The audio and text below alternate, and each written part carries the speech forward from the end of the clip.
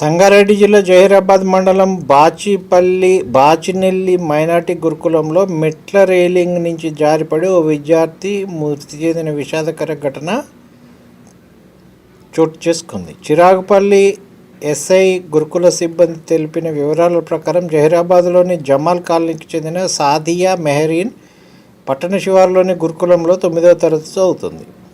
శనివారం రాత్రి study hour అనంతరం నమాజ్ చేసేందుకు భవనం మొదటి అంతస్తుకు వెళ్ళింది.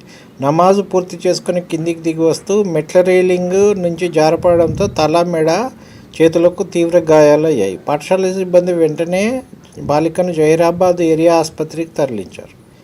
తర్వాత మెరుగైన చికిత్స కోసం సికింద్రాబాద్లోని గాంధీ ఆసుపత్రికి తీసుకెళ్లారు. అక్కడ చికిత్స పొందుతూ ఆదివారం ఉదయం మృతి చెందింది.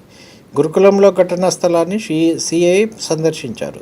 విద్యార్థిని తండ్రి మహమ్మద్ ఆసిఫ్ ఇచ్చిన ఫిర్యాదు మేరకు కేసు నమోదు చేసుకుని దర్యాప్తు చేస్తున్నట్టు పేర్కొన్నారు. కాగా గురుకులం ప్రాంగణంలో ప్రిన్సిపల్ సహా ఉపాధ్యాయులకు నివాస గృహాలు ఉన్నప్పటికీ స్థానికంగా ఉండడం లేదనే ఆరోపణలు ఉన్నాయి. వారు సాయంత్రం ఇళ్లకు వెళ్ళిపోతుండడంతో విద్యార్థులపై పర్యవేక్షణ కొరవడిందని తల్లిదండ్రులు చెబుతున్నారు. బాలికలు తరచూ మెట్ల రైలింగ్పై సరదాగా జారుతుంటారని, ఈ క్రమంలోనే ప్రమాదం చోటు చేసుకుందని సమాచారం. ఇది పర్యవేక్షణ లేకుండా ఉండడం వల్ల ఇది జరిగింది. ఇది కథ.